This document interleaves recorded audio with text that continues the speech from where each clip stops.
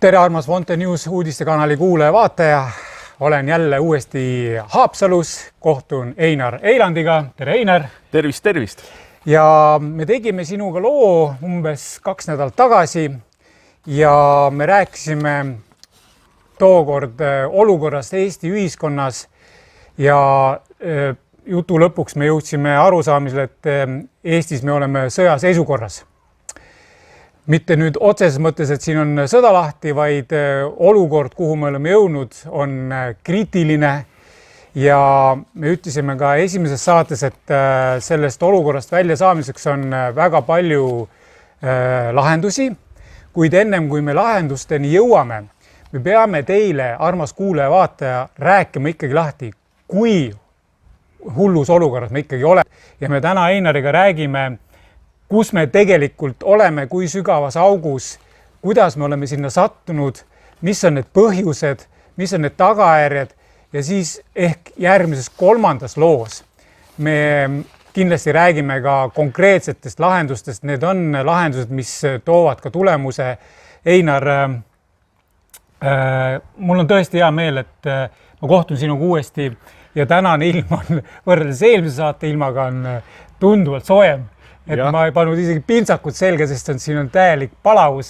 Kui eile vaatasin ilmaennustust, ütles, et siin on 70% tõenäosusega vihmasadu, siis ilmaennustaja valetas. Me keerasime selle vihma kinni. Jah, keerasime vihma kinni, tulen siia, siin on täielik saun, et 26 kraadi näitas siis, kui ma bussist välja astusin, bussitermomeeter. Ei ühtegi pilve. Ei ühtegi pilve, väga ilus ilm. Nii et Einar, räägime siis, et ilm on küll ilus, aga Eestis olukord on ikka sitt. Et kui sitt ta siis on. Aga sitt pidi olema Eesti nagu tuleviku väetis, nagu Lennart Meri ütles, nii et sitt tuleb ainult edasi minna. Aga tere ka minu poolt sulle ja vaatajatele ka tere, et kes meid teavad paljudele, tervitust neile ka ja et eelmine kord me jõudsime siis sinna, et meeldetuletuseks vaatajale siin, et kus me siis sattunud oleme, et meil, kui vaadatakse igasugust meediat ja poliitmaastikku, siis sa võid nendele kuningatele või ise hakanud kuningatele nii palju ideid viia sinna kui tahes, eks ole, aga need muutuvad ajapikku nagu mitte rakenduvaks ja rakendatavaks, eks ole. Et see jookseb meil igalt poolt läbi nii meediast kui poliitmaastikult kuni parlamendini välja, eks ole. Ja ega siis ei saa seda meeskonnatööd ja ühishuvi ka enam rakendada või formeeridagi üldse seda ühishuvi, sest kogu see ühiskondlik tasand on jaotatud erinevate parteide vahel ja siis on need omavahel siis riidu aetud ja seda nimetatakse sul nii nimetatud demokraatiaks. Ja kui seda ühishuvi formeerida ei osata toodud, siis see toob kaasa omakorda sotsiaalsed ja kultuurilised probleemid ühiskonnas. Et pensionite mittelaekumine või ütleme, et nende vähesus ja igasugune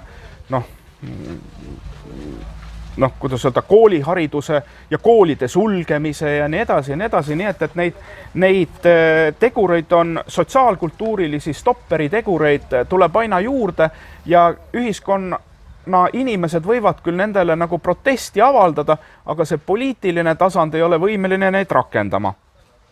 Ja see viibki ebamäärasuseni tööelus ja nii edasi ja toob kaasa ka meil nimetatakse seda massimigratsiooniks, aga tegelikult seda võib ka teise nimega nimetada, et see on evakuatsioon.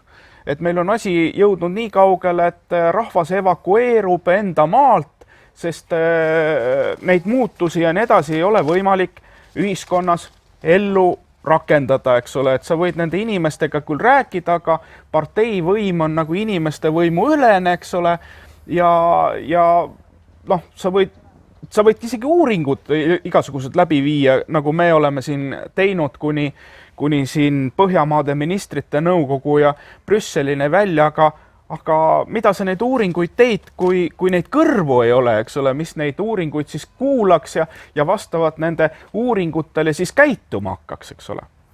Ja see viib omakorda väärikuse puudumiseni. ehk siis ilma väärikuseta on motivatsioon ohtlik. Et kui sa võid küll seda motiveerida, aga kui need ei ole moraalselt vastuvõetavad või ühiskonna, kuidas öelda siis, seostatud, siis need muutuvad ühiskonnale ohtlikuks, need ilma väärikuseta tehtud otsused. Ilma motivatsioonita on võimed impotentsed.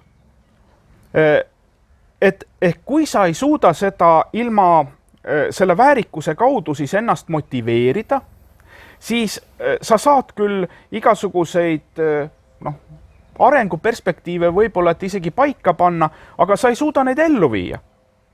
Ilma võimeteta on mõistmine piiratud, ehk sul võivad need võimed olla, aga arusaamist, mida sa teed, ikka ei ole. Ja kui me vaatame, mis Riigikogus toimub, siis võimed ju puuduvad, et see mõistmine, olukorrast arusaamise mõistmine ehk mõistus üldse tekkida saaks, eks ole.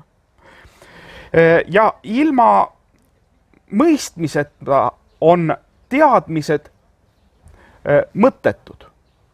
Ehk need teadmised omandatakse, aga mõtet nendes teadmistes sees ei ole. Jah, see ongi, inimesed lõpetavad gümnaasiumi ära, ülikooli ära ja nad omast arust õpivad tohutult tarka asja, aga mõte või point puudub selles, et mis nad nüüd teevad selle teadmisega. Neil pole midagi peale hakata sellega. Ja ilma teadmisteta on kogemus pime. Eks ole, et sa saad küll kogemusi, aga sa ei saa aru sellest, et mis kogemused need on, milleks neid sulle antakse, milleks neid rakendada saab ja nii edasi. Ja küsimus ei ole pelgalt nende oluliste asjade kirjeldamises, vaid kuidas neid arenguahela siis seoseid ühiskonnas realiseeritakse ja kas nähakse üldse neid arenguahela seoseid, eks ole. Peab tõdema, et Eestis on selliste arenguahelate mõistmine suhteliselt piiratud ja see on hariduse puudujääk.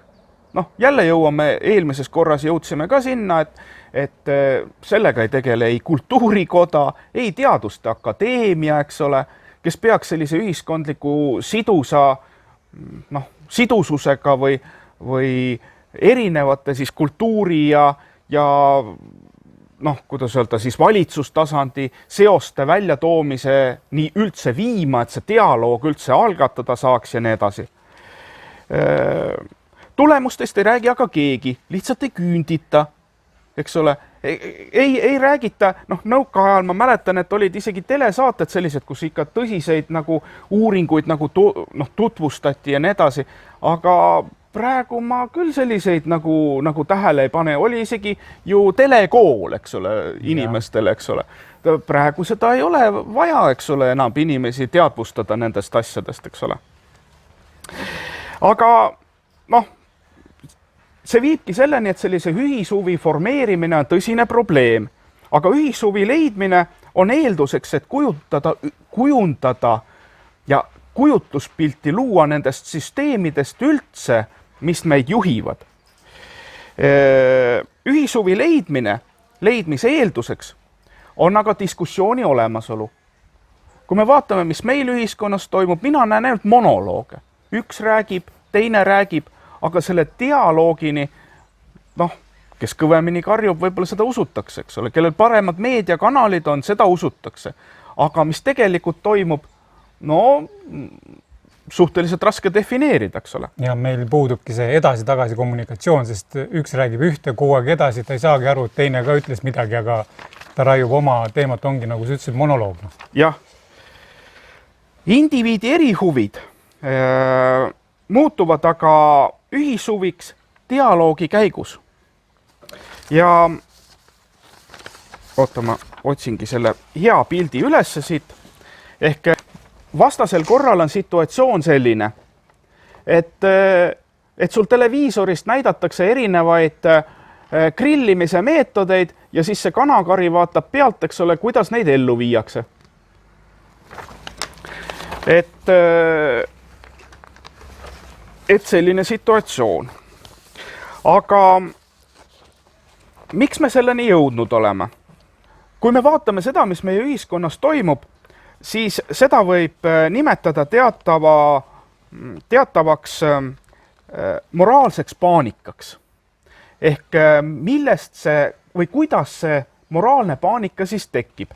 Vaadake see informatsiooniväli, mis teil igalt poolt nagu meediast ja nii edasi sisse tuleb, võib üldjoontes jaotada 4 kategooriasse informatsiooni.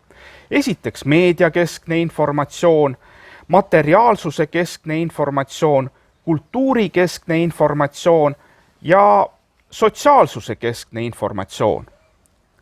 Ja probleem seisneb nimelt selles, et meie informatsiooniväli on kallutatud selle meediakeskse ja materiaalsuse keskse informatsiooni siis skaalale. Ja see on iseloomulik kõikidele Balti riikidele, ehk neid nimetatakse siis siirderiikideks. Et näitame seda pilti ka teile siia.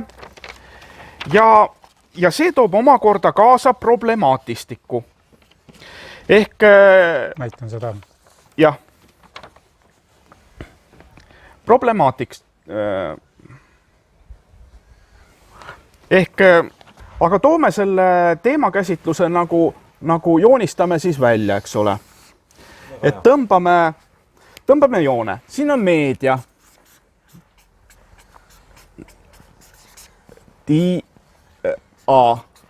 Siin on siis teises otsas on mateeria. Siis kultuur.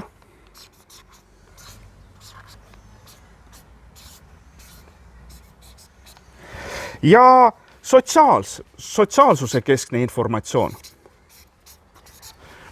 Ja meie häda ongi siis selles, et meil domineerib see meedia ja materiaalsuse keskne informatsioon. Ehk see, kuidas öelda, see informatsiooni ellips läheb nagu selle meedia ja materiaalsuse kesksesse informatsiooni välja. Ja siis hakkab pihta, eks ole, siinpool on vaatamine.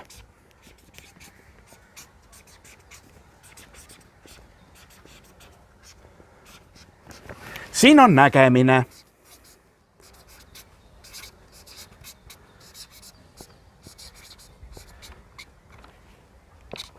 Et meil vaadatakse palju või näidatakse sulle televisioonist nagu palju asju, aga meil ei ole selle nägemist, eks ole. Kuulmisega on täpselt sama asi. Ühel pool on kuulmine.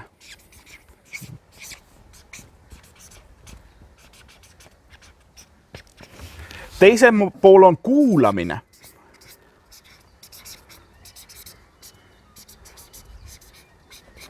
See tähendab, et kuulmine on või kuulamine on, aga kuulmist kui sellist ei ole.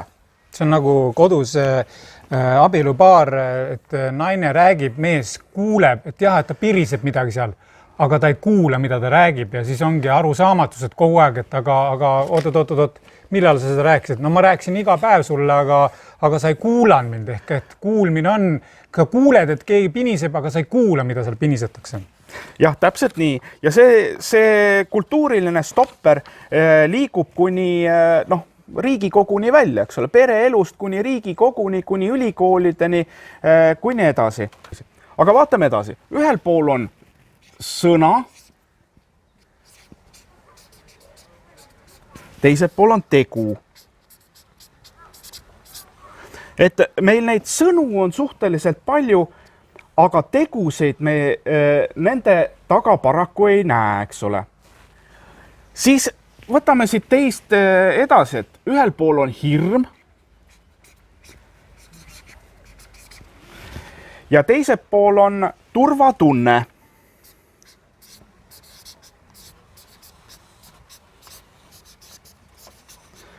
ehk siis, kui keegi sulle trahvi ei tee ühiskonnas või keegi sind vangi ei pane, ega siis ei peagi midagi tegema, eks ole. Et need, aga selle turvatunde tekkimist meil üldse ei ole, eks ole, kõik on hirmul, eks ole. Kui sa vaatad näitena päevauudiseid, siis seal on ka peamine on hirmutamine, hirmutamisel baseeruv ühiskond, eks ole. Ühel pool on monoloog.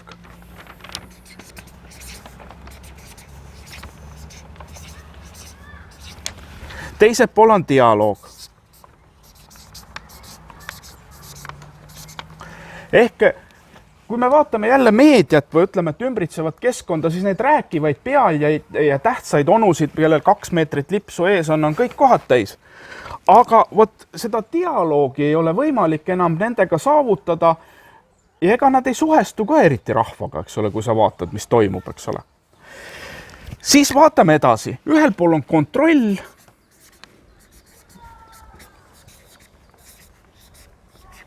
Ja teisel pool on looming. Ehk see sama asi, eks ole, et kõik üritavad siis need 2-meetrise lipsuga onud, eks ole, tahavad saada kontrolli. Kehtestame uued sanktsioonid, eks ole, aga loomingulist lähenemist nendele asjadele ühiskonnas hakatakse välistama. Ühel pool on näitena individualism.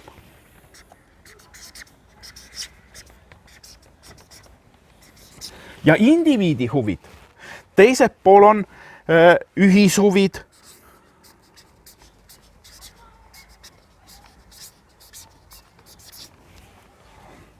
Ja kollektivism. Ehk see eeldab juba seda, et need indiviidid suudavad teatavaks loominguliseks kollektiiviks või arenguperspektiivi aksepteerivaks kollektiiviks juba koonduda, eks ole. Meil erakonnad on, aga kui sa erakonna sisse hakkad vaatama, siis üks poliitik räägib seal ühte juttu, teine poliitik räägib seal teist, nii et suhestumus või tunne on see, et nad polegi omavahel nagu kokku leppinud, sellepärast, et isegi selles ei suudeta kokku leppida, et kui sul näitena on mingi partei näitena platvorm või nii edasi, igaüks tõlgendab seda ise täpselt nii, kuidas ise suvatseb, eks ole. Ja siis ongi, ühel pool on parempoolsus, teisel pool on vasakpoolsus.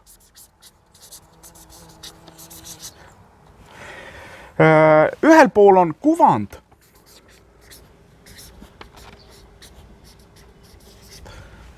Ja teisel pool on sisu. Ehk kui me vaatame, mismoodi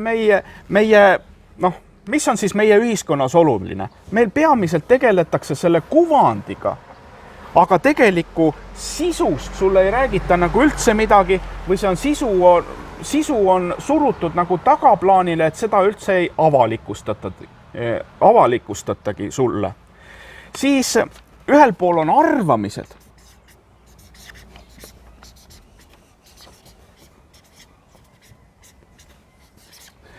Paneme särgi selga ja läheme ilusti parlamenti ja ütleme, et sõna on vaba. Aga kellele ta vaba on, eks ole? Sõna on vaba ainult sellele, kes selle särgi selga pani, eks ole. Et ma arvan, et kuulaja saab aru, kellest ma räägin, eks ole. Aga sealt edasi enam ei jõuta, et kas meile ta ka nüüd vaba on või mitte, see on nagu teine. Ühel pool on arvamised, teisel pool on teadmised.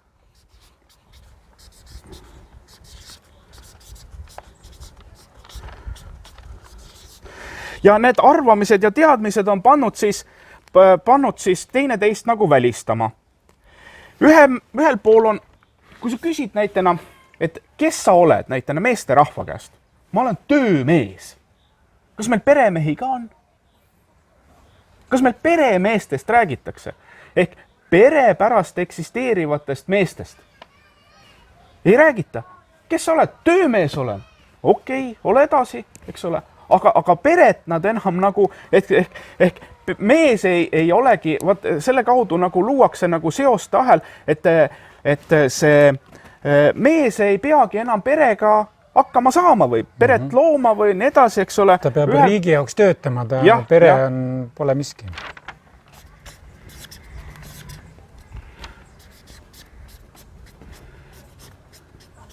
Ehk siis töömees ja siis on peremees.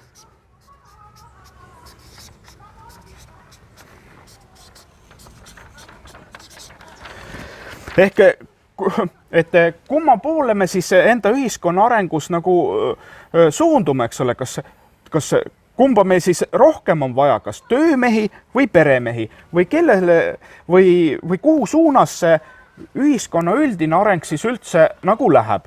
Aga kui me vaatame muutusi, siis siin on muutusi võimalik saada revolutsioonide kaudu.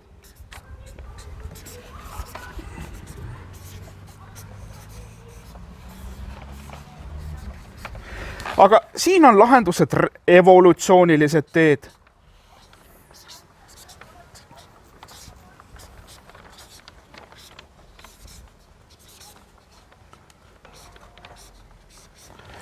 Evolutsioon.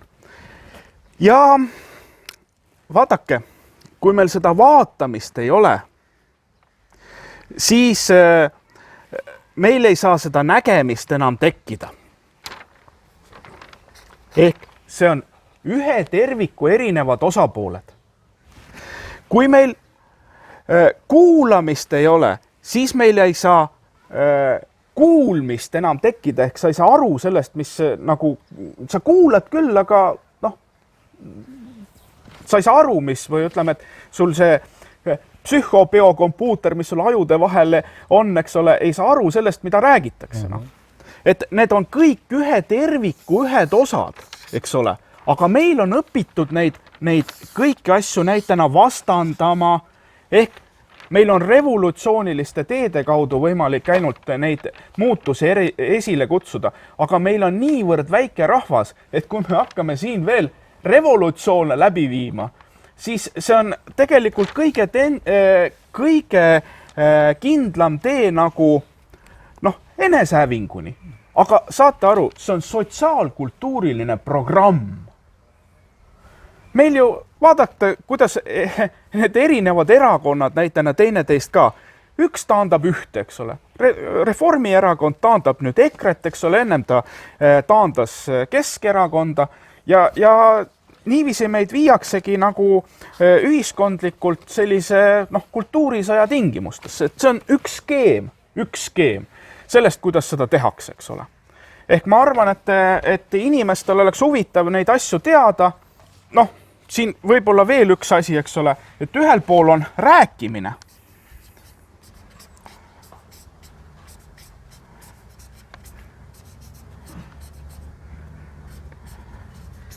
Ehk möla on kole palju meil. Räägitakse väga palju, aga sul ei öelda mitte midagi. Ja, see on see müra. Ole, ütlemine. Ja, meil on müra ümber ringi väga palju.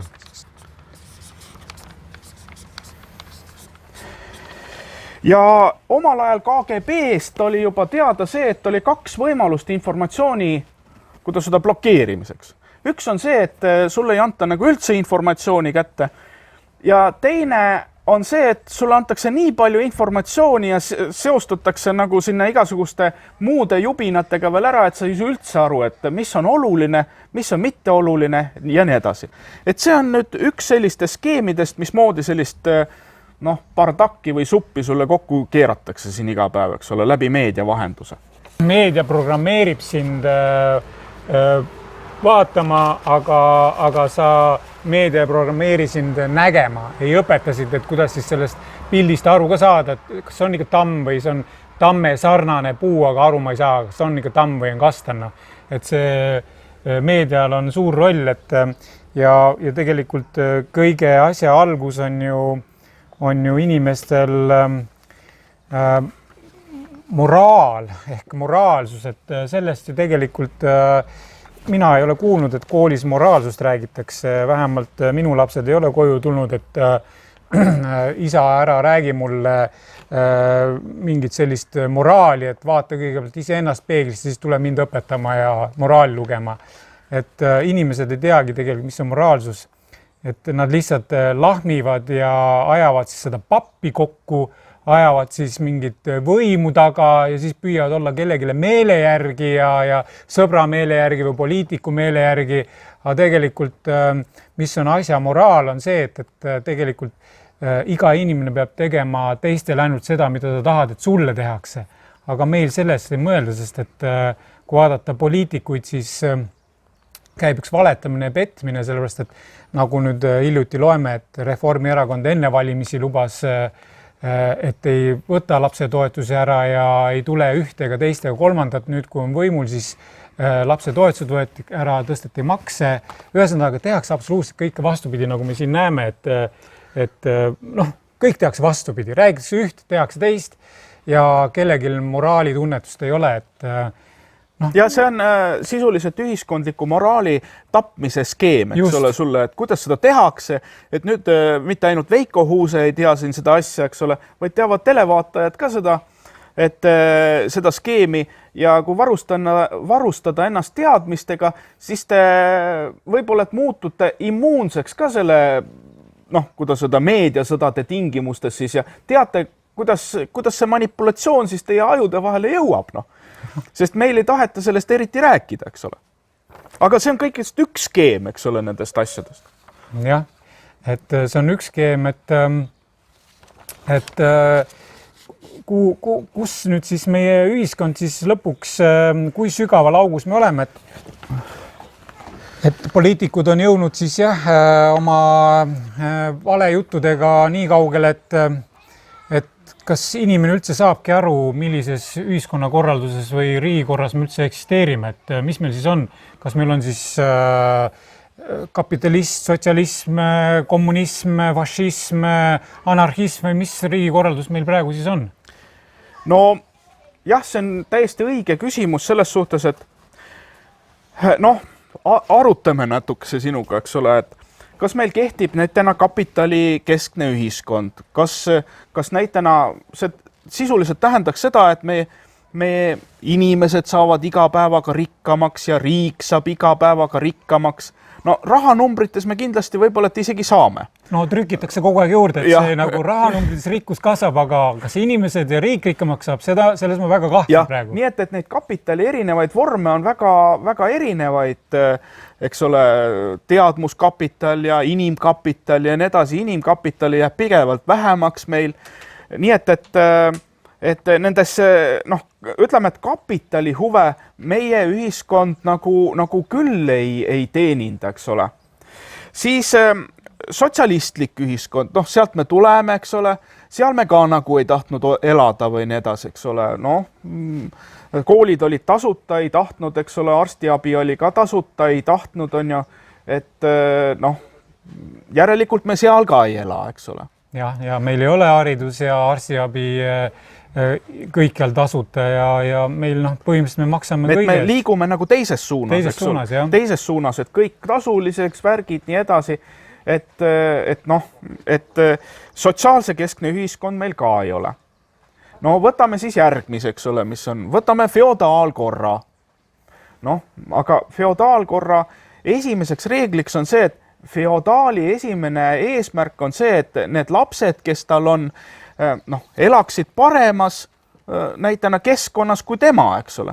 Järelikult ta esmane eesmärk on see, et need orjad, kes tal sellel feodaalil on, et ta neid orjasid jumala pärast, et siis enda feodist nagu minema ei laseks ja suudaks need, sest tema heaolu sõltub sellest ja tema laste heaolu, et palju nende orjasid järgmisel põlvkonnal on, eks ole.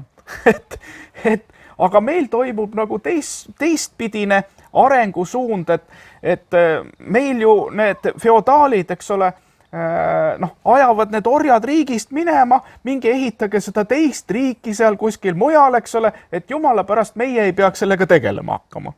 Et see tähendab, et feodaalkorra suunas või me ei ela ja sinnapoole me ka ei liigu. Aga siis jääbki järelikult orjanduslik kord meil päevakorda, eks ole. Et orjanduslikku korda iseloomustab siis see, et orjad saavutatakse või saadakse läbi selle, et noh, käiakse teisi riike vallutamas, eks ole, luuakse selline situatsioon, et teisest riigist tulevad mingid põgenikud või võetakse seal vangid, eks ole, kes ehitavad seda okupeerivat riiki siis üles, eks ole. Ja kui me vaatame, mis meil siis siin toimub, siis see noh, muster on ju täpselt sama, eks ole. Ja kui me vaatame, mis meie maksukoormusega siis toimub, noh, vene poistega räägin, eks ole. Ma küsin, et palju teil siis, noh, et teil on seal kole kord, eks ole, ja nii edasi. Ma küsin, et palju teil siis seal nagu maksukoormus on. Nemad ütlevad, et tead, et meil on jah katastroofiline olukord, et noh, olenevat regioonist 13–16%. Noh, okei. Mul ühel konverentsil sattusin kokku siin Hiina poistega. Ma küsin, palju teil siis maksukoormus on? No, meil on maksukoormus 10–12 või osades isegi 8 ja palju siis Eestis maksukoormus on, eks ole? Eestis on maksukoormus, muuseas see on, ma käisin selle Veiko Huusel siin näidata kohe seda sama tabelit, eks ole, et siin on maksukoormus 68%. Jah, me oleme tabeli täitsa kõige suuremad maksumaksjad. Aga see on nüüd tähtis on see teada, et see on 12 aastat vana tabel, et siis ei osatud veel, ma ei tea, kas see oli Rahandusministeeriumi tööõnnetus või nii edasi, see on, et nad siis Maailmapangale esitasid andmed, noh, nii nähtavasti nagu need olema pidid, eks ole. Peale seda nüüd on tekkinud siis, noh, neid andmeid on esitatud lähtuvalt sellest, et noh, nii kuidas peab esitama kohaliku, noh, siis poliitika huvides või nii edasi. Nii et kes tahab, et Veiko Huuse kindlasti paneb need lingid ka üles, et seda originaaltabelit saate ilusti vaadata ja vaadata siis, mis seis selles, noh, mismoodi see asi nüüd ajalooliselt kujunenud on. Kindlasti siin on rahanduse paremaid spetsialiste kui mina, kes võiksid näitena Veiko Huuse saatesse seda isegi rääkima tulla. Aga mis on oluline see, et Eestis on nende varjatud maksude osakaal on 19,9%. Et see tähendab seda, et noh, ütleme, et Maailmapank ütles seda, et kuskil 6–7% on tegemist üdini korrupeerunud riigiga. Ehk see, noh, et see võimaldab lihtsalt, noh, kuidas öelda, laveerida igasugused ja ta on ainus riik, eks ole, siin nendes, eks ole, 19, eks ole, et kõige suurem see kollase värviga siis on varjatud maksude osakaal, siis kui arvestada teisi riike, siis seal on väga-väga väike osa. Jah. Et Eesti teeb selles suhtes rekordeid ja kui teada, et noh, meil siin valitsustasand ütleb, et ei, et meil maksukoormus pole midagi muutunud vahepeal ja nii edasi, nii et järeldus on see, et ju siis see tabel on ikkagi õige, eks ole, mis küll noh, 12 aastat tagasi siin avaldati, et peale seda jah, nad õppisid neid andmeid esitama nii, et oleks hea kõigil, eks ole, et me oleksime jälle selles okikepi stsenaariumis, et me oleks kõige parem ja nii edasi. Nii et see juhtum näitab eriti heredalt seda, et sulle noh, manipuleeritakse eks selle sama skeemi alusel, mis meil ennem siin taga oli, eks ole, et väga edukalt kasutatakse seda skeemi sinuga manipuleerimisel. Nojah, see tundub küll, et me oleme väga tugevas orjanduslikus korras, sellepärast, et noh, tohutu rügamine käib, et vaata, riik saab nii palju makse võtta, ja noh, ongi see, et me sinuga siin eelnevalt arutasime ka, et meil on niisugune korporatiivne orjanduslik kord. Jah, ega riik käsitlebki sind nagu maksu maksvat orja, mitte kui loovat inimest, et ta ei tulegi, kõige hullem on see, et ta ei eeldagi, et sa selle loominguga tegeleks, sellepärast, et kõige kõrgemad jumalad, kes meil Toompeal on, eks ole, et nemad siis teavad sinust alati paremini, kuidas neid asju teha. Aga mis meil veel on huvitav, et noh, meil ei suudeta ju põhiseaduslikku korda ka enam tagada, eks ole. Et noh, aga et seda... Riinar ei saagi tagada põhiseaduslikku korda, meil pole põhiseadust. Aha. Sellest oleme rääkinud, sinu hea sõber ja tuttav Sulev Roosmaaga ma tegin ka ju saate, kus me tegime inimestele selgeks, et meil on küll põhiseadus, aga see ei kehti. Ja, aga ei kehti ta lähtuvalt sellest, et vaadake kõigepealt, ega need kõik on pyramidaalskeemid, eks ole. Et kõigepealt on siis, et kuidas meile riiki loodi. Oli rahva tahe oli kõigepealt, eks ole. Rahva tahe. Nii, rahva tahe formeeritakse siis, eks ole, mis meil tehti, järgmine rahva tahe formeeriti põhiseaduses, eks ole, ehk põhiseaduslik kord, eks ole, põhiseadus, eks ole, nii, ehk see rahva tahe formeeris põhiseadusliku korra, Ameerikas on mis ta on siis, iseseisvusdeklaratsioon. Prantsusmaal on vist ka iseseisvusdeklaratsioon ja sinna peale tuli siis põhiseaduslik kord. Ja siis need alumised osad siis, siin on erakonnad, kes seda hakkavad siis, peavad alluma sellele põhiseadusliku korrale ja viima seda tasandit siit ellu, eks ole. Aga meil on juhtunud, meil see püramiid töötab totaalselt vastupidises suunas, eks ole. Et kõige kõrgem poliitiline tasand, eks ole, mis meil esindatud on siis erakonnad, eks ole, erakonnad, siis nemad tõlgandavad põhiseadust,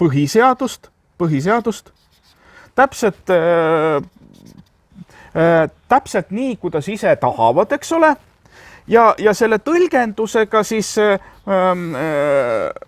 kuidas öelda, survestatakse siis pidevalt ühiskonda või rahvast. Ja siis killustatakse see rahvas erinevateks sektoriteks, kes omavahel pidevalt riidlevad, eks ole. Eks ole.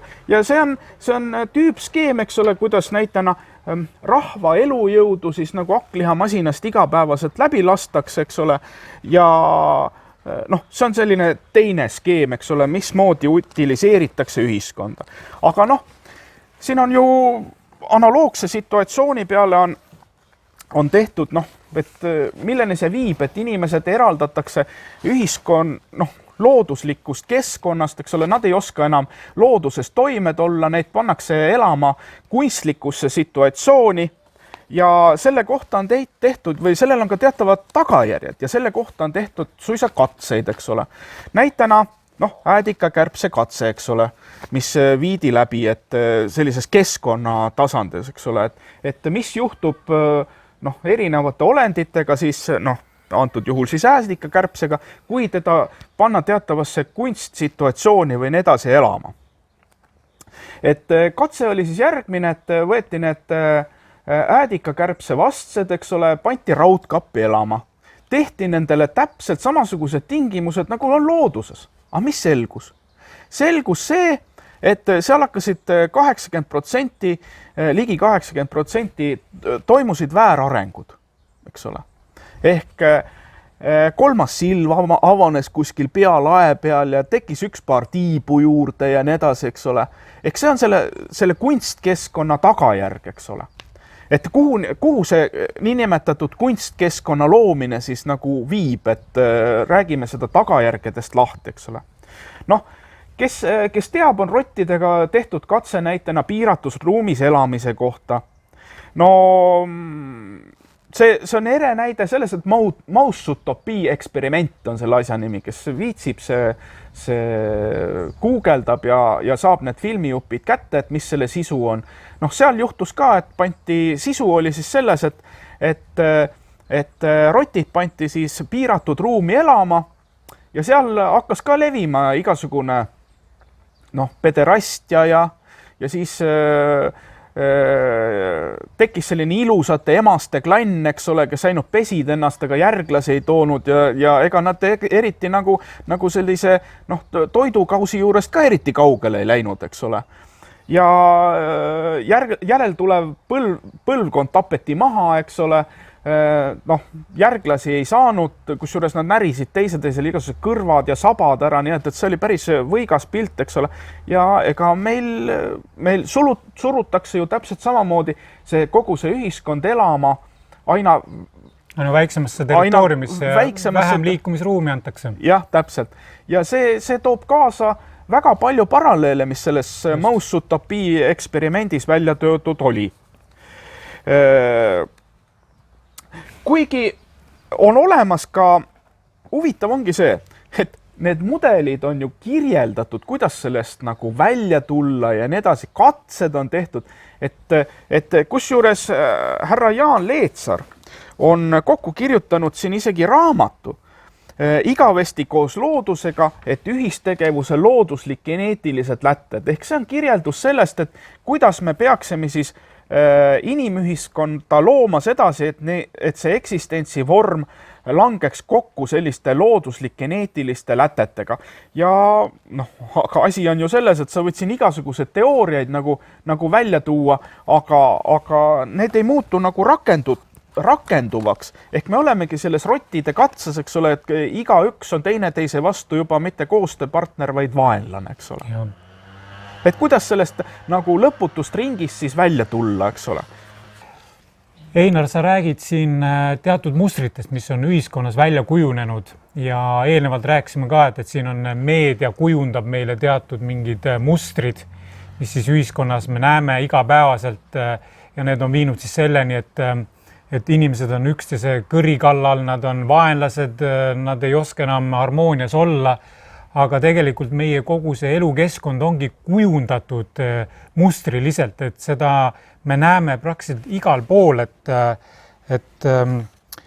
sa oskad siin neid näiteid tuua, et siin mu käes on üks uuem linnakeskkonna nagu makett, et siin ma jõuan nende piltide näitamisega teatud mõtteni, et siis sa saate aru, et kus kohas need mustrid on tegelikult tulnud ja kus on see allikas. Jah, vaadake sellist mikroskeemi tasandil baseeruvat ühiskonna mudelit, eks ole, me näitame igaüks kaasa, kusjuures seda mustrit kannab igaüks meil taskus, eks ole. Ja see on, vaadake, sellise asja sees, eks ole.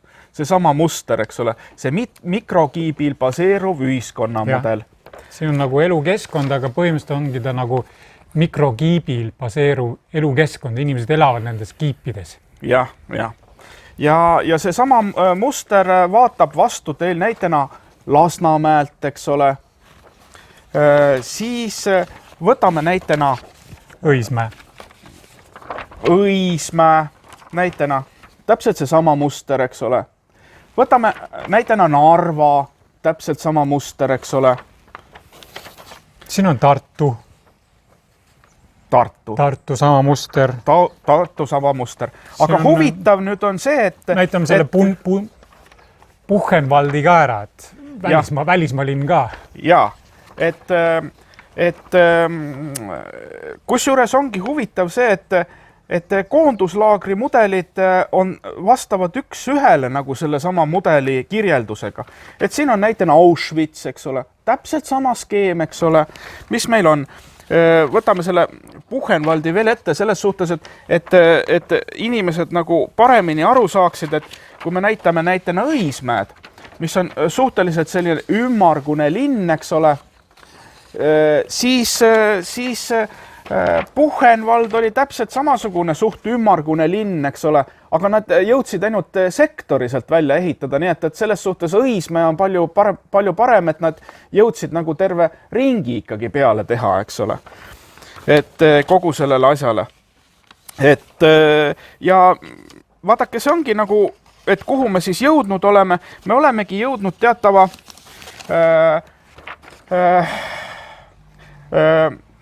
koonduslaager tüüpi ühiskonna loomiseni, eks ole. Näitena siin on Sachsenhausen, eks ole. Et siin on väga head mudelid juba praegu nagu ees, eks ole, mida Natsi-Saksamaa omal ajal ilusti paberile pani ja realiseeris ka, aga ta jõudnud neid nii kaugele arendada, eks ole, kui nad praeguses meie ühiskonnas siis arendatud on. Nii et need mudelid on paraku, siin on näitena Machthausen veel, eks ole, et igasugused suht sarnane, eks ole, kõikide nende eelnevatega. Nii et see ongi see, et mida see mudel kirjeldab siis, et ühes otsas siis on linna otsas on siis sünnitusmaja ja haigla, eks ole, teises otsas on surnuaed ja vahepeal on siis 65 aastat paranduslike tööde kolooniat, eks ole. Nii et noh, kas see on see mudel siis, mis on meie ühiskonna ideaaliks, aga me ei tõlgenda ju seda niiviisi, aga kuule, kui meil on 68% maksukoormus, eks ole, no mismoodi me peame siis seda ühiskonda nagu nimetama hakkama siis, noh? jah, et sõnad lõpevad lihtsalt otsa, et tehke silmad lahti, inimesed, vaadake ringi ja õppige asju tõlgendama. Ehk seesama obrazovanje tuleb luua, kujutluspilt sellest, mis toimub, eks ole. See tuleks luua. Ja siis saaks asjadega edasi hakata, sest meil ei ole sellele patsiendile, noh, sa ei saa patsienti ennem ravima hakata, kui sul on teada see, et patsient ise ka teadvustab, et tal on haige, noh, ta on haige, diagnoos tuleb selgeks teha. Jah, diagnoos tuleb panna kõigepealt, eks ole, ja kõik peavad sellest aru saama, et midagi on viltu nagu pildil, eks ole, noh. Et väga hästi ütlesid, et tegelikult, et ravi pakkuda peab inimesed jõudma sellesse staadiumisse, et looge kujutuspilt, et saatse aru, kus te täna elate. Ja kui see on teil selge, siis te saate aru, et oot, et siin tuleb nüüd ruttu midagi ette võtta ja luua siis see kujutuspilt, et kus sa tahaksid elada ja hakata selles suunas tegutsema ja looma. Et Einar, kuhu suunas me peaksime siis hakkama liikuma? Noh, oleneb, mis tasandil seda teha, eks ole. Et kui me vaatame tsivilisatsioonimudeli tasandil, siis meil on 3 tsivilisatsioonimudelit üldse ühiskonnas läbi ajaloo, läbi inimajaloo, nagu loodud või nii edasi. Esiteks, tehnokraatlik tsivilisatsioon. No mis asi see on siis? Noh, see on see sama asi, kus meie sisuliselt praegu elame. See on, seda iseloomustab see, et inimene aina rohkem muutub sõltuvaks igasugusest tehnoloogiatest ja nii edasi. Sisuliselt ta on suundumas selleni, et ta muutub tehnika orjaks. Ja inimene ise selle protsessi käigus muudetakse ka selliseks nagu bioroboti sarnaseks tüübiks, eks ole, kes saab teatava impulsi läbi närvisüsteemi, lööb kulpi, läheb hommikul tööle, teda ei huvitagi, palju ta sealt palka saab või millised inimõigused tal on või nii edasi. Siis tehnoloogiline tsivilisatsioon ja kultuur. See on see, et tehnika ikkagi teenindab inimest, eks see on kultuurivorm, kus tehnikat luuakse selleks, et ta teenindaks inimest ja teeksid inimese elu mugavamaks. No kui me vaatame, mis meil näitena toimunud on, eks ole. Omal ajal oli linnavalitsuses tööl, eks ole, noh, ma kujutan ette, 5 või 7 inimest, eks ole. Et noh, siis nad trükkisid nagu kogu seda teksti sisse näitena kirjutusmasinaga, eks ole. Okei. Siis nad rohkem ei jõudnud trükkida, noh, saad aru. Et see seadis nagu selle bürokraatia piiri. Aga praegu on arvutid, värgid, praegu on, ma ei tea, 48 inimest vist linnavalitsuses tööl, ei jõua ära teha. Tööd on nii palju, bürokraatiat on nii palju, ei jõua ära teha, noh. Mis sa teed, noh. Ja kolmandaks on siis biogeeniline tsivilisatsioon ja kultuur. Vot siin läheb asi huvitavaks. Et mis asi see biogeeniline veel on? Vaadake, siin on asi nagu selles, et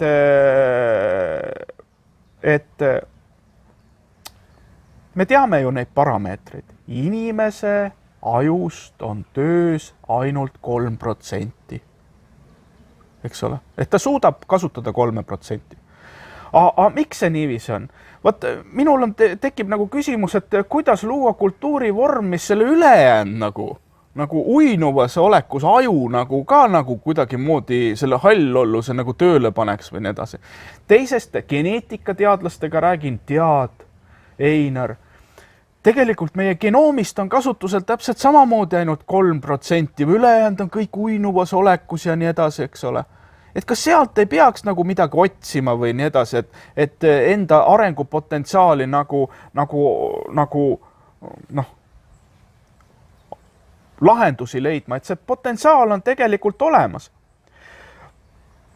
Ja see bioloogilise tsivilisatsiooni kultuur on siis orienteeritud inimorganismi geneetilise arengupotentsiaali võimaluste realiseerimisele. Ehk see sama asi, millest härra Jaan Leetsar enda raamatus ju räägib, ehk meil on juba tekst ka olemas selle kujul, eks ole, mismoodi seda asja korraldada niiviisi siis, eks ole. Ja see bioloogilises tsivilisatsioonis elab inimene koostoimes loodusega ja saab hakkama ilma tehniliste igasuguste proteesideta. No. Et see sama psühhobiokompuuter, mis teil ajude vahel on, tuleks kuidagi jõuda nagu sellise kultuurivormini, mis võimaldaks selle rakendamist. Aga meil käsitletakse inimest kui keda? Orja. Jah, tehnoloogilist orja, et nüüd tahetakse seda kiipi ka sisse suruda, sest et need, kes seda korraldavad, nad on aru saanud, et inimesel vist ei tööta enam 3% ka, sest nüüd on vaja tehnoloogiliselt neid aidata, toetada, nagu invaliidid on kõik, panna kiip ka, et arvuti neid annaks käsklusi, sest neil aju ei tööta enam vist 3%, töötab võib-olla 1%, sest nad ei tea, millal, mis sõna öelda, kuhu minna ja mida teha. Sest nüüd pannakse nagu tehnoloogiaga taha. Aga me peaksime just vastupidi, me peame elama kooskõlas loodusega ja olema orgaanilised ja kasvatama enda selle väe ja panema kõik oma tööriistad ja võimed tööle enda sees.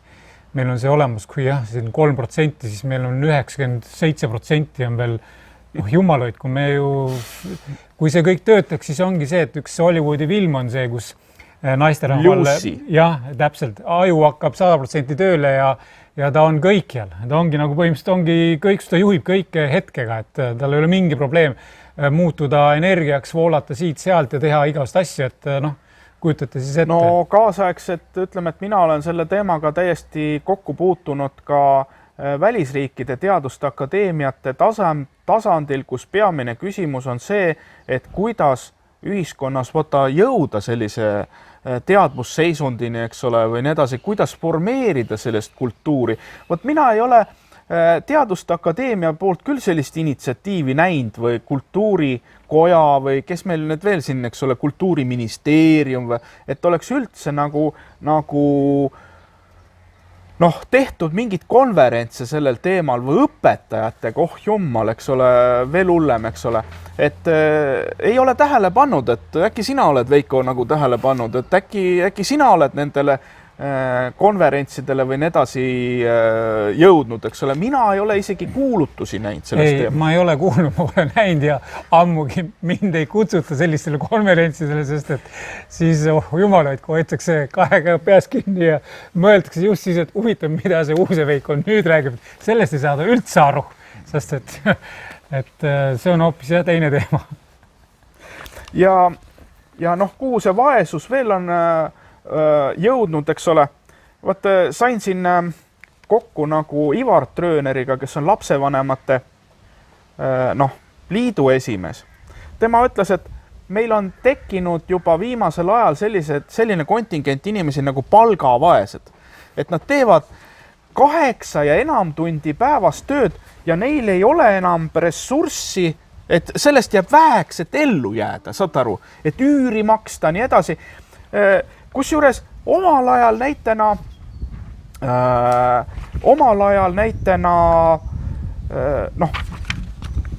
talumaja pidamine suutis ju ära elatada 12 last, eks ole, saata osad ülikooli, eks ole, toita tsaariarmeed nendega, eks ole, ja ära elatada ja toita ja katta. Kusjuures ta lahendas ära ka sellise asja nagu jäätmekäitlusprobleemi, kütusega omavarustamise võime probleemi. Täna me seda ei suuda, eks ole. Meil propageeritakse selle, vene keeles on hea väljend selle kohta on kurjatnik. Eks ole, tead, mis asi see on? Kurjatnik on siis, kuidas seda kanala. kanala tüüp ühiskonda, et meil idealiseeritakse nagu seda, et sa pead elama boks-hotellis, eks ole. Just vaatasin siin mõni aeg tagasi oli siin Kanal 2 uudistes muide see saade, eks ole, et mõtle, kui tore, sa ei pea seal koristama ega midagi, sul ongi ainult boks, eks ole, 2x3 ruutmeetrit, vot see on ideaal. Näe, Jaapanis juba elataksegi niiviisi. See on ju kapsel, sa lähed, sul ongi pikali saad sisse minna, kui sa püsti kõndid. Täpselt. Ja Tallinnas on ju, mis Tallinnas, minu vist Tartus on ka, on need siis need 8 või 12 ruutmeetrised need ka boksid. Kui saad püsti liikuda sisse, pikali visata ja ära elada. Vaata, kui tulus sa seal oled. Iga liigutuse eest sa saad hinnasildi külge panna. Tahad sa käsi pesta? Nii, paneme veemõõtja tööle, eks ole. Tahad sa käsi kuivatada? Okei, hakkab kohe kuivatamine energia. Jaa, eks ole. Nii, mis edasi, eks ole? Vetsu lähed, kanalisatsioonimaks. Jaa, täpselt, eks ole.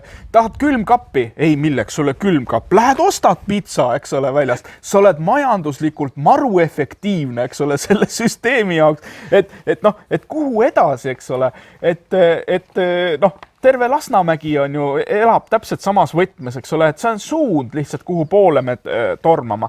Aga muidugi rahvusvahelise tasandil on ka sellest aru saadud, eks ole. Ja nüüd me tutvustame teile ülemaailmse säästva arengu eesmärk, eks ole. See on ÜRO poolt välja toodud selline nagu tabel nendest asjadest ja arutame siis Veiko Huusega seda, et kas meil neid nagu täidetud on.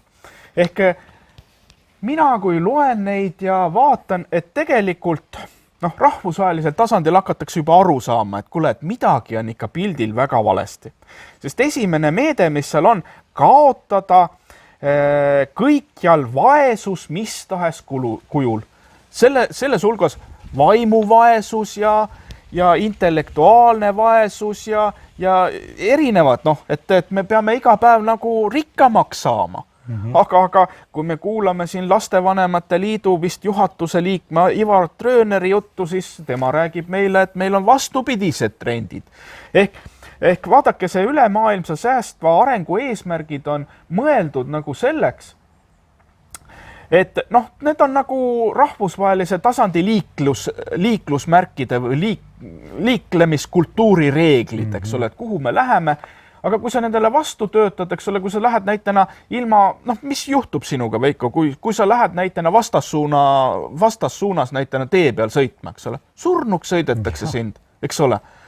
Aga näed, sotsiaalkultuurilises aspektis meil on see igapäevane teema, eks ole.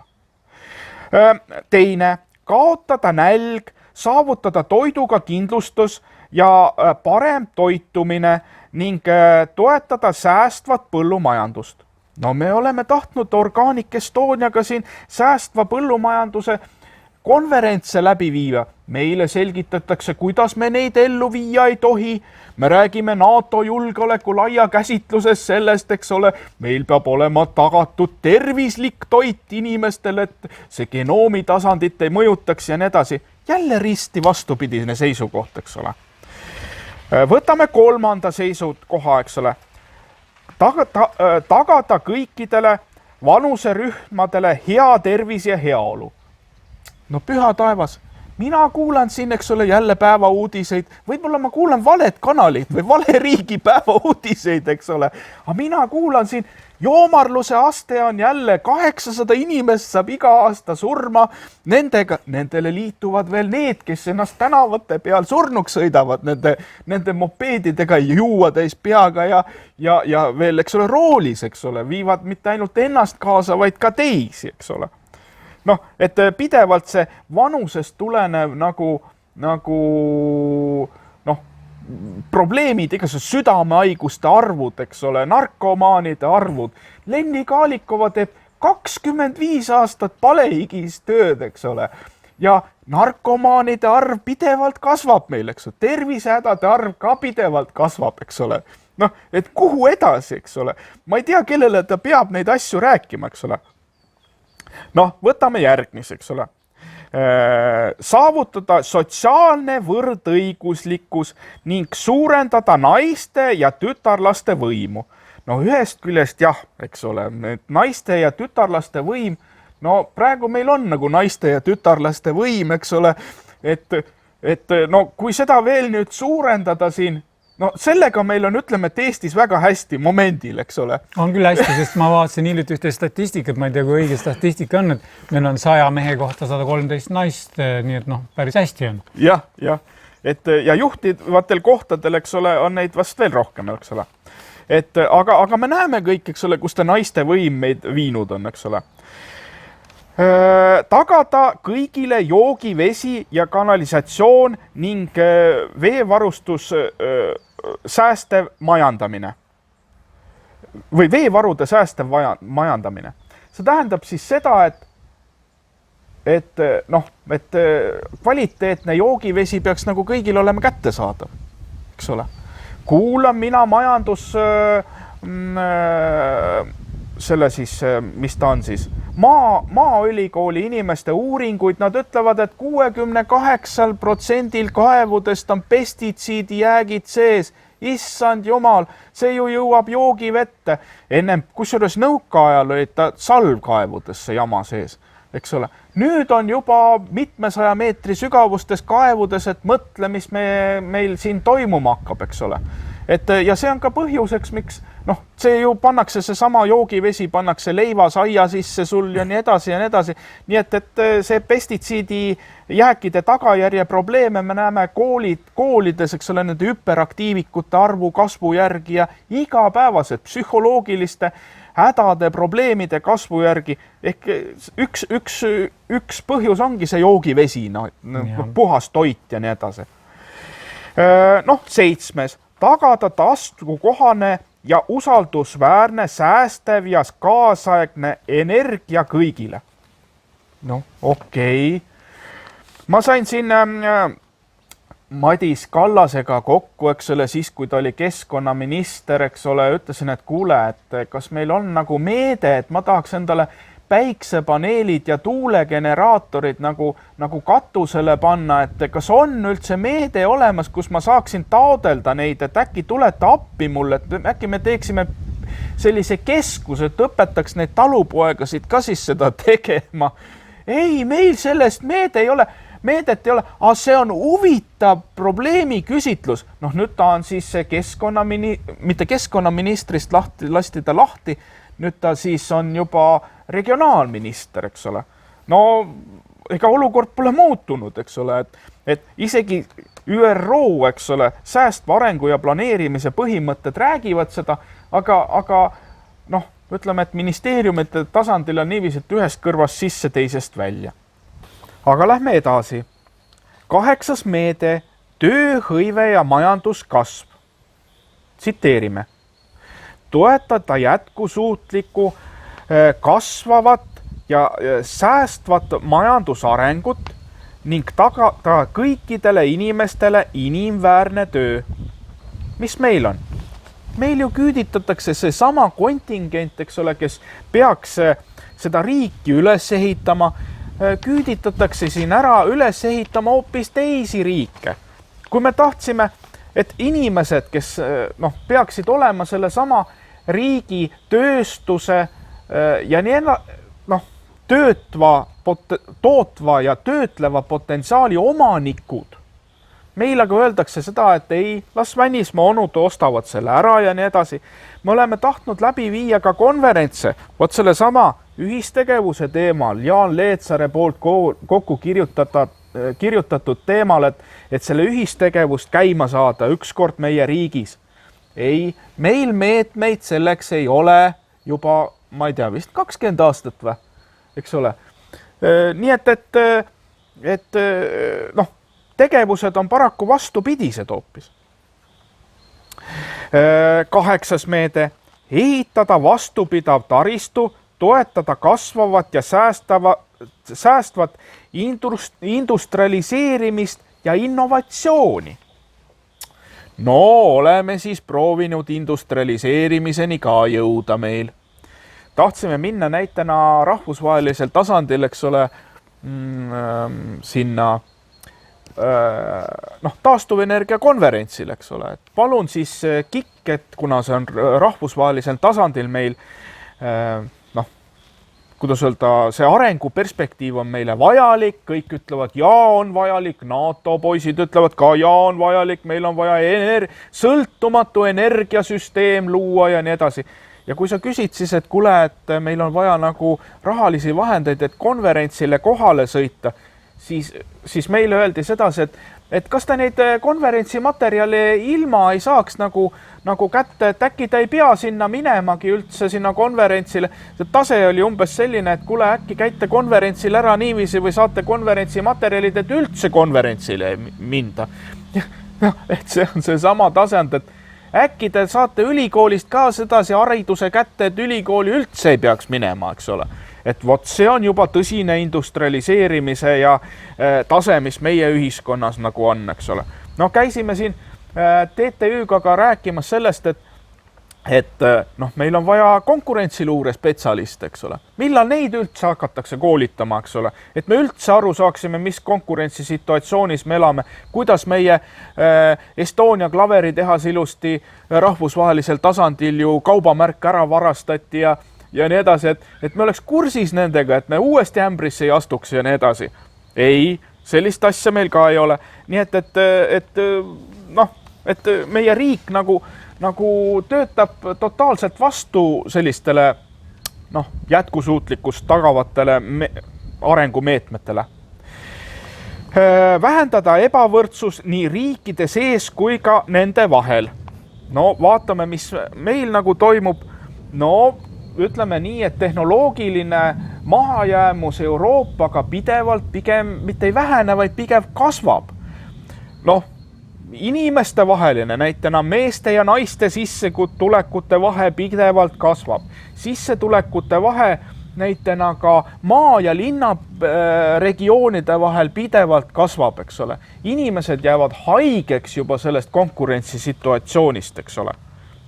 Tervise näitajad ju kõik kinnitavad seda. Võtame järgmise meetmesid. Muuta linnade ja asulad kasvavaks ja turvaliseks, vastupidavaks ja säästvaks. Muuta linnad siis, eks ole, turvaliseks ja nii edasi. Mis meil tehakse? Meil tehakse seda, et meil võetakse Lasnamägi ja hakatakse seda Lasnamäge siis uuesti renoveerima. Ennem oli selline situatsioon, et need Lasnamäe projekteeriti tegelikult 45-aastase perspektiiviga. Et peale seda lükatakse need kokku ja tehakse uus. Aga mis meil on? Meil nüüd renoveerime neid poollagunenud hooneid, tapame enda, kuidas öelda, ühiskondlikku potentsiaali siis või rahva elujõudu sinna sisse, eks ole, ja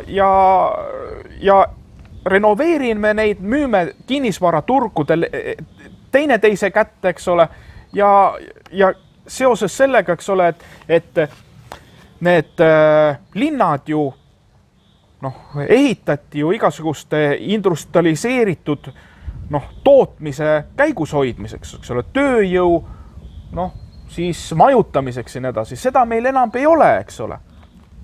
Aga ehitame edasi, põhjus puudub, aga nii on kogu aeg tehtud. Nii tuleb edasi teha. Ahah, jaa, muidugi, eks ole. Võt see on meie säästev areng, eks ole. Linnastumise või elamusektoris, eks ole. Kui me läheme küsima seda, et kuule, et kas meil ülikoolides on kompetents selle kohta, et näitena kuidas toimida ökoehituse valdkonnas. Ma ei tea, sa jäädki seda kompetentsi otsima sealt, eks ole. Tagada säästev tarbimine ja tootmine. Tahtsime viia konverentse läbi Organic Estoniaga nendes teemades, et kuidas siis seda tagada, milline on erinevate tootjate, siis tooraine tootjate ja siis töötlejate omavahelised rollid, et need tarneahelad kuni rahvusvahelise turundustasandini käima saada, et käia võib-olla mõnedel suurematel rahvusvahelistel messidel, vot messi asja nad said vist korda, aga see tarneahel, see jäi nii kaugeks, et see areneb ju ise, eks ole. Nii, 13. meede. Võtta kiiresti meetmed kliimamuutuste ja nende mõjuga võitlemiseks. No kiiresti, no ma ei tea. Ja meil pritsitakse neid keemiatriipe, see on kiire meede. Ahah. Ja, aga no sellega nad on hoopis tuksi keeranud, et meil nagu... No mina ei näe ka neid kiireid kliimameetmeid nagu absoluutselt mitte kuskilt, sellepärast, et kui me käisime Madis Kallase juures selles teemas rääkimas, et ma tahaks ka endal näitena päiksepaneelid katusele panna ja võib-olla saada endal ehitada biogaasijaam näitena majapidamisele sobiv, rõhutan, majapidamisele sobiv, et sa lased oma reovee või muru sinna sisse ja see varustabki gaasiga sinu majapidamist ja nii edasi. Ei, meil sellist meedet ei ole, vaadatakse mulle sellise tuima kalapilguga otsa, eks ole. Nii et jällegi kõik toimib nagu tagurpidi.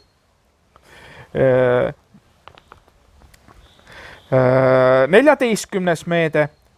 Kaitsta ja kasutada säästvalt ookeane, meresid ja mere eluressurssi, et saavutada säästev areng.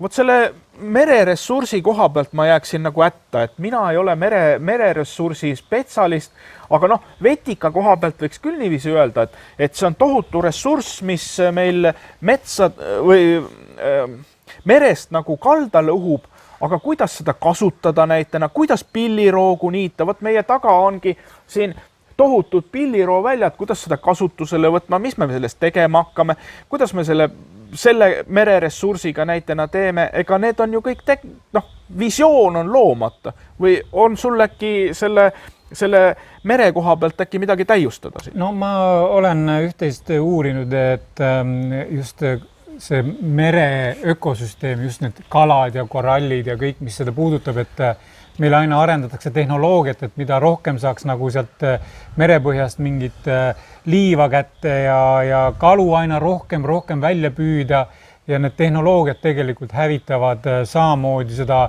mere ökosüsteemi, nagu need tehnoloogiad hävitavad siin pinnast, mulda ja kõike muud siin maa peal, et mina kahjuks ei näe seda, et säästetakse ja arendatakse. Vot ma siin kalameestega ka rääkisin, et nad tõmbasid siin nüüd uued elektriliinid siia läbi Hiiumaa vist siit mandrilt Hiiumaale ja nii edasi. Nad ütlesid ka, et seal on magnetväli üleval, eks ole, et kala ei pidavat enam nendest üle tulema, eks ole, või kui need pidid vist üle ka taguma, sest selle Virtsupoisid mul rääkisid, eks ole, ütlesid, et seal pidi nagu kala neid surnuid kalu ja anger ja rümpasid seal nagu see liin nagu täis olema. Ma ei tea, kuidas enam, eks ole, aga kindlasti sul on spetsialiste, kes võiksid selle paremini lahti rääkida, eks ole. Et kuidas siis need elektriliinid meie kalavarusid siin kõvasti turgutavad või nii edasi. Siis kaitsta ja taastada maismaa ökosüsteem ning propageerida nende säästev kasutamine, majandada metsi säästvalt, võidelda kõrbestumisega, peatada pinnase halvenemine ja bioloogilise mitmekesisuse hävimine. Vot see metsanduse asi on ju kõigile teada, et kui efektiivselt meil neid või kui säästvalt meil neid metsasid siis majandatakse, et peamine on lageraie. Kusjuures me käisime selles teemas ka rääkimas Soome metsandusministeeriumis. Nemad ütlesid otse, et teate, et meil ei ole mõtet neid metsasid maha võtta, sellepärast, et metsa kõrvalsaadustest saadav tulu ületab metsast ehk sellest puust saadava tulu kordades, eks ole. Väga lihtne näide nendelt, eks ole. Nad ütlesid, et nemad on hakanud näitena shitaket kasvatama metsades, saanud Jaapani turismi sinna peale tööle. Aga mismoodi nad külvavad seda? Väga lihtsalt pannakse saeketi õli sisse näitena shitake siis eoseid, eks ole, ehk seene eoseid ja iga puu, mis maha tuleb, see känd juba töödeldakse selle shiitake nagu eostega läbi ja iga kilo, mis seal saadakse selle shiitaket, eks ole, maksab sul 800 €, eks ole. Noh, et see jaapanlane tuleb hea meelega, ta juba, kui ta saab seda kilo, seda shiitaket, tal on juba Jaapani otsa pilet juba, eks ole, tasutud, eks ole. Aga miks meie ei näe selliseid asju, eks ole? Me tahtsime muuseas sellise metsa kõrvalkasutuse kohta ka KIK-i meetmesse kirjutasime taotluse valmis. Meile öeldi, et 40 € ekspert, teil on eksperditunni hind on liiga kallis, me ei saa teil rahastada seda. Mõtlesin, et issand jumal, et ma ei tohi ühtegi ma ei saa kasutada mitte ühtegi tõsiselt võetavat eksperti ju selle 40 € tunni eest, eks ole. Sest mitte ühtegi juristi ma ei saa kasutada, eks ole, 40 € tunni eest ja pluss veel sellest oli miinusmaksud veel, eks ole. No siin on ju pinnas ja kõik loodusega, aga meil ju on tendents see, et ikkagi rohkem umbrohutõrjet ja mürke ja keemiat tuleb põllumajanduses kasutada, et see ongi see, et joogivesi on rikutud, põhjaveed rikutud, pinnas rikutud, et siin ei ole säästvat ja hoidvat ja arendavat mitte miskit. Ja Anne Luik rääkis seda sama, eks ole, et see pinnavee just Maaülikooli poolt, et see pinnavee asi pidevalt nagu halveneb, sellele tähelepanu on juhtinud ka Riigikontroll ja ütleski, et aga kui ühiskondlikku survet ei ole, eks ole, ma ei kujuta ette siis, mismoodi me seda survet peaksime avaldama hakkama, kas umbes sedasi, et kui ennem ei muutu nagu midagi, kui esimene telliskivi nagu peaministri kabineti aknast sisse lendab, eks ole, siis on see surve nagu või saab seda kuidagi humaansemalt ka nagu, et piisab näitena Riigikontrolli raportist, kes selle asja nagu ette võtaks ja ütleks, et kuule, et hakkame nüüd tegema, eks ole, ja ei pane kotti pähe endale, ei mängi tola, eks ole, seal, sina Riigikogu liige. Nii, aga lähme edasi. 16. meede sellest ÜRO siis säästva arengu planeerimise põhimõtetest. Toetada humaanseid ja kaasavaid ühiskondi ning saavutada säästev areng ning tagada õiguskaitse kõikidele ning luua kõikidele tasanditele tõhusad, vastutustundlikud ja kaasavad institutsioonid. Vaat selle kaasamisega on meil küll selles, et ühest kohast nagu kaasatakse. Näitena meil on ministeeriumite poolt näitena, mismoodi see kaasamine käib.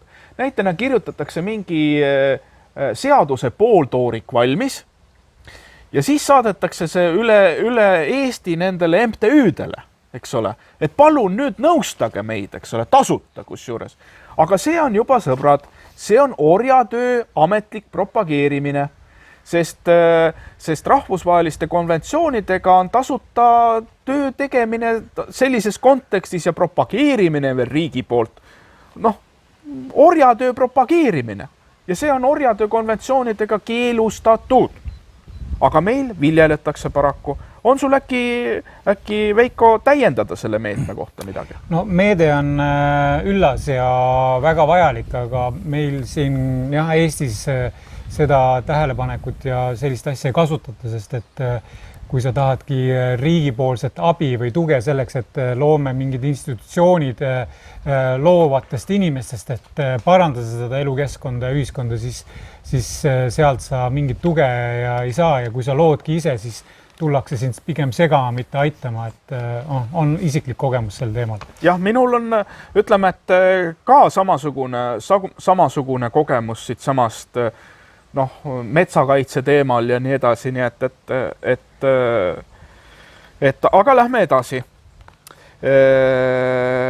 Ühine koostöö, siis tugevdada tegevuskava rakendamise meetodeid ja taaselustada säästva arengu alane ülemaailmne partnerlus. noh, sellest ma juba rääkisin, kuidas me tahtsime seda siin, et kuule, et kui on kuskil Itaalias või kuskil juba kogemus olemas, et tahaks nagu tutvuma minna sellega, et see on ju noh, selles, mis ta on siis, parima praktika rakendamise printsiibi alusel võiks ju olla nendel kodanike ühendustel nagu ligipääs sellele know-how'le, eks ole, ega me pastakast ei hakka seda rohepööret siin välja imema, eks ole. Aga seda pole ka tagatud, meetmeid meil ei ole ja aga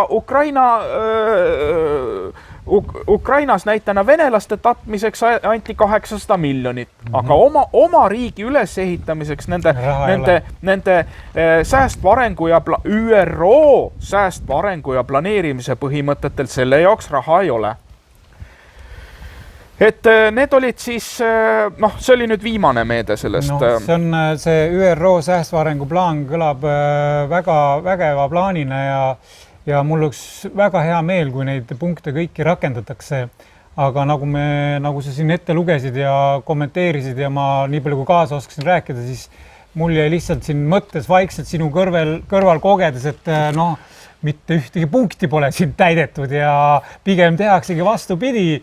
Et kuidas siis, mis on need esmased asjad, et seda muutust üldse ellu võiks tooma hakata? Mis sa oskad öelda? Võib-olla teeksin väikse sellise üleskutse Eesti kodanike ühendustele, et palun võtke need säästva arengu ja planeerimise põhimõtted ilusti ette.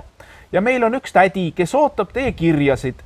Nimelt, et nimega on von der Leyen, eks ole. ÜRO komisjoni esinaine. Ei, ta on Euroopa komisjoni. Mitte Euroopa komisjoni proua. Et kirjutada esialgu von der Leyenile, proua von der Leyenile, selle suunaline kiri, eks ole, et miks meil neid ei täideta ja kuidas toimub vastutusele võtmise protsess meil riigis. Et siis me saame kõik teada, et te saate Veiko Huuse saatesse tulla ja rääkida sellest kogemustest, et kuidas teil läinud on. Et ma arvan, et meil kõik selle uue ühiskonna arendajatele oleks see info igal juhul teretuld, et me ei pea igaüks eraldi võitlema hakkama siis selles teemas. Ja peale seda siis, kui von der Leyenile on kiri tehtud, et siis saab ju alati ÜRO poole ka pöörduda, eks ole. Ja kui me ükshaaval seda siin tegema hakkame, ma arvan, et meil on kodanike ühiskond väga hästi arenenud, et siis me saame selle Lego võib-olla liikuma ka. Aga kui me räägime muutustest, et muutuse esile kutsuda, siis nagu Ülo Vooglaidki on välja toonud, on esiteks tuleb muuta koosseise. Ehk need, kes selle kähki on kokku keeranud, tuleb liistule võtta ja öelda, et kuule, noh, see koht ei ole nüüd sinu koht, eks ole, kus sa nüüd siin pead olema, eks ole, et noh, et palun vabastage see nagu vähe kompetentse. Sa oled vallandatud. Jah, täpselt nii. Ja hakatagi seda nõudma. Aga samas sa pead vaatama näitena seda, et samasugust kratti sulle sinna asemele ei panta, eks ole. Sinna seda niinimetatud arengut tagama, eks ole. Teiseks sa pead muutma struktuuri, ehk mõtlema välja, milline see on struktuur üldse, milles see muutus siis esile võiks kutsuda, millised on erinevate inimeste paiknemine seal süsteemis või ettevõtete või kodanikuühenduste paiknemine seal süsteemis, millised ülesanded need on, millist rolli keegi täidab, nii edasi. Ega meil sellest ka ju ülevaadet ei ole. Nii et me elamegi sellises et see konkurentsisituatsioon ongi tapnud selle, et mina olen see kõige kõvem tüüp, kuulake mind, eks ole.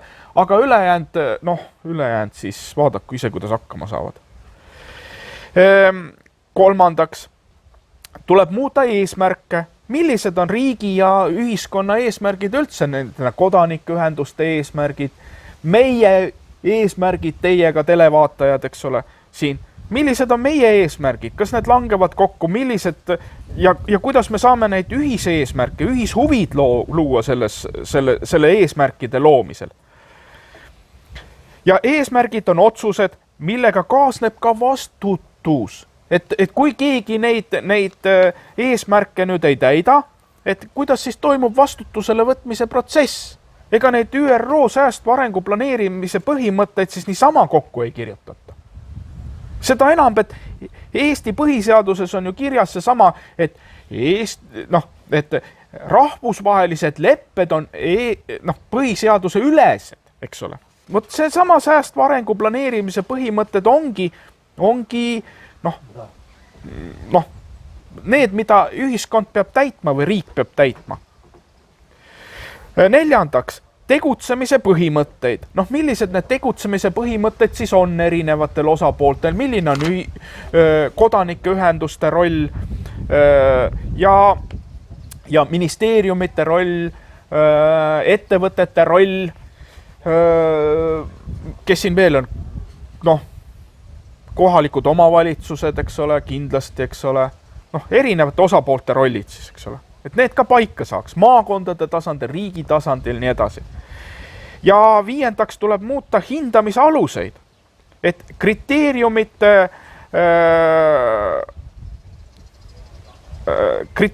mille alusel neid protsesse üldse hinnatakse. Mis alusel hinnatakse näitena tulemusi ja tagajärgi ja kuidas siis neid ka tagajärgesid või olemasolevat olukorda siis kommunikeeritakse erinevatele osapooltele. Vot sellised arenemissuunad, eks ole. Ja, see on täitsa mõistev jutt on see ÜRO arengukava ja kõik need plaanid on üllad, aga Einar, mina olen ikkagi seda meelt, et elu korda seadmiseks tuleb ikkagi hakata neid loojaid või neid protsesside õiglaseid elluviijaid koolitama, sest et mina oma 53 eluaasta jooksul ma pole enam näinud neid inimesi, kes seda ühiskonda korda teevad ja seda elukeskkonda parandavad, et sina saatsid mulle ühe plaani, mis mulle väga meeldis, oli see siis mina kutsun seda loojate ülikooliks, et ma arvan, et me peame selle loojate ülikooli idee ellu viima ja koolitama need inimesed konkreetselt, kes hakkavadki neid üllaid plaane, eesmärke ellu viima ka, mitte ei tehtaks vastupidi. Mis sina sellest arvad?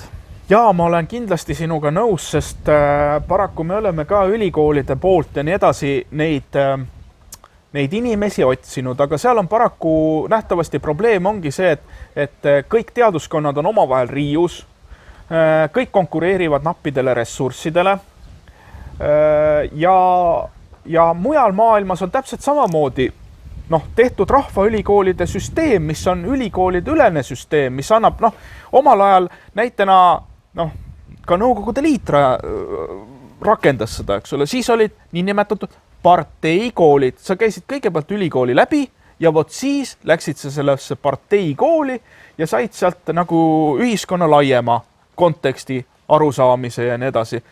Et siis sa said nagu parteiredelil tõusta ja nii edasi. Aga ega selles siis, kui mudel on ees, siis me võiksime ka rahvaülikoolides ju kasutada täpselt sama skeemi. See töötas ju see skeem. Ja, nii et ma teen siin ka üleskutse, et vaata ja kuula, kui sa tunned, et sind kõnetakse loojate ülikooli loomine, siis võta kindlasti minuga ühendust. Ma panen siia video selgitusse ka oma kontaktandmed ja Einar, täna siis võtame otsad kokku, väga sisukas ja väga pikk lugu tuli. Usun, et nii mõnigi kuulaja sai targemaks ja sai asja selgemaks ning hakkab meiega kaasa mõtlema, kaasa looma ja seda ühiskonda parandama. Tänan, Einar, sind selle aja eest. Tänan sooja ilusa ilma eest siin Haapsalus. Ja me kohtume jälle uues loos, nii et tänan sind. Ja tänan, et said tulla ja mul on hea meel ainult selliseid mõtteid siin teistega vahendada ja vahetada ja nii edasi, et kui selle ülikooli ideesse siin rakenduvust, kes tunnevad seda, et nad saaksid sellesse kaasa lüüa ja rakenduvad olla, siis miks mitte, ainult tuld. Väga hea. Aitäh ja kohtume järgmine kord uuesti. Tänud, nägemist.